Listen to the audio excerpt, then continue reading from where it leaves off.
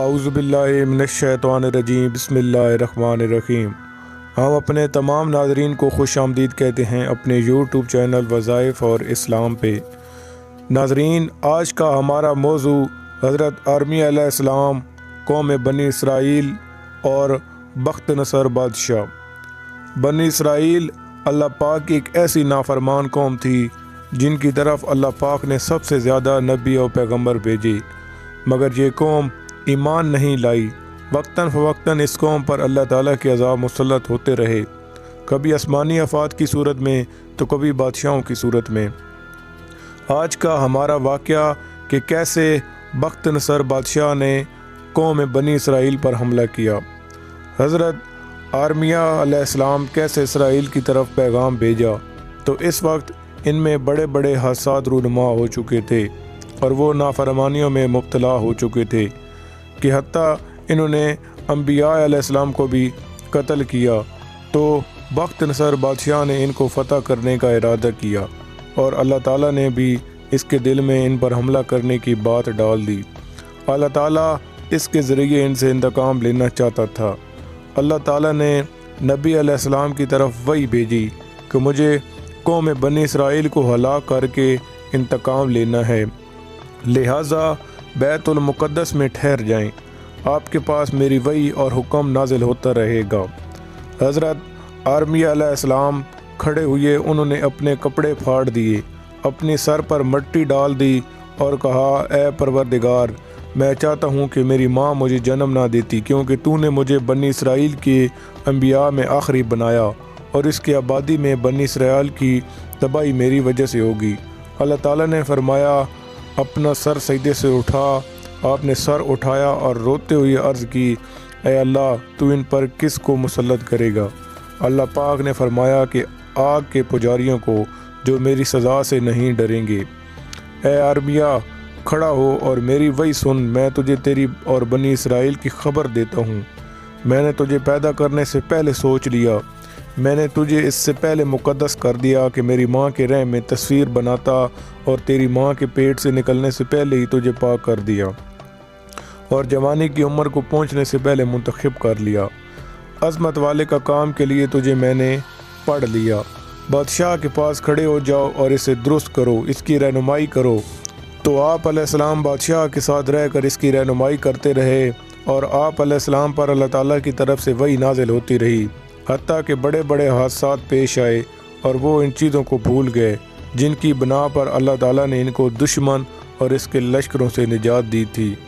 جب آرمیہ علیہ السلام نے ان کو اللہ کا پیغام سنایا اور انہوں نے جب اللہ تعالیٰ کی سزا اور وعید سنی، تو اس کے باوجود انہوں نے نافرمانی کی، ان کی تکذیب کی اور انہیں تنگ کرنا شروع کر دیا۔ کہتا ہے، تم جھوٹے ہو، تم نے اللہ پر بہتان لگایا ہے۔ کیا اللہ تعالیٰ زمین کو عبادت اور وحدانیت سے خالی چھوڑ دے گا؟ جو زمین میں اللہ کی کوئی کتاب، کوئی مسجد نہیں رہے گی تو اس کی عبادت کون کرے گا؟ اس میں کوئی شک نہیں کہ تو نے اللہ کے ذمہ بہت بڑا بہتان لگایا، نعوذ باللہ، تیرا دماغ خراب ہے۔ پھر انہوں نے اسے پکڑا اور قید خانے میں بند کر دیا۔ بس ایسے حالات میں اللہ تعالیٰ نے ان پر بخت نصر بادشاہ کو بھیجا، اور وہ اپنے لشکروں کو لے کر حملہ کرنے کے لیے ان کے علاقے میں چلا اور وہاں اترا اور ان کا محاصرہ کر لیا۔ اس کے متعلق اللہ تعالیٰ نے ارشاد فرمایا کہ وہ گھروں میں گھس گئے۔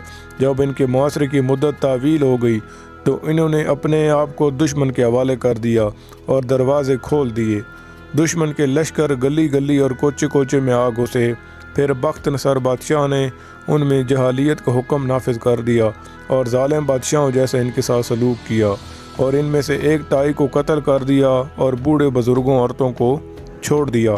پھر انہوں نے اپنے گھوڑوں کے ساتھ ان کی لاشوں کو روند ڈالا، بیت المقدس کو بھی شہید کر دیا، بچوں کو ہانک کر ساتھ لے گئے اور عورتوں کو ننگا کر کے بازاروں میں کھڑا کر دیا۔ لڑائی کے قابل لوگوں کو قتل کر دیا کہ لوگوں کو تباہ و برباد کر دیا۔ مساجد کو گرا دی، اور جب وہ فارغ ہو کے واپس جانے لگے تو اس نے تمام دولت لوٹ لی۔ ان کا ایک ساتھی ان کو آنے والے اس قسم کے خیالات کا بتایا کرتا تھا۔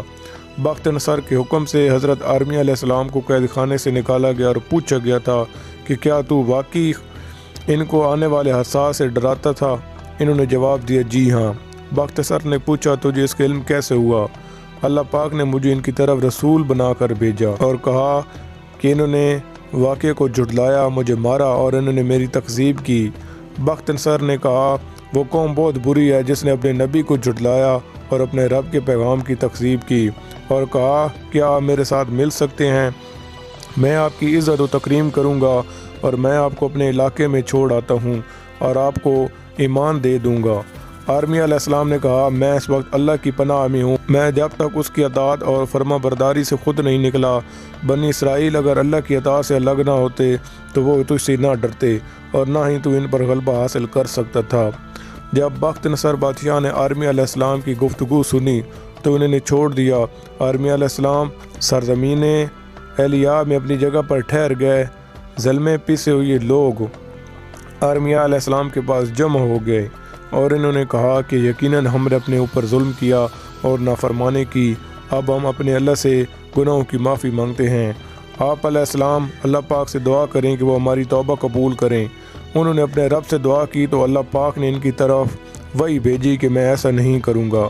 अगर वो तौबा करने में सच्चे हैं तो वो तेरे साथ इस शहर में मुकीम हो जाएं। हज़रत आर्मिया अलैहिस्सलाम अल्लाह पाक हुक्म की इतला दी तो वो कहने लगे, हम इस शहर में कैसे आबाद हो सकते हैं? ये तो तबाह व बर्बाद हो चुका है और अल्लाह ताला इसके बासियों पर नाराज़ हुआ है। बस उन्होंने वहाँ ठहरने से इनकार कर दिया। इमाम गज़ाली रहमतुल्लाह अलैह ने कहा, इस दौर से बनी इसराइल मुख्तलिफ़ इलाकों में मुंतशिर हो गए, कुछ हिजाज़ में तो कुछ मिस्र की तरफ चले आए।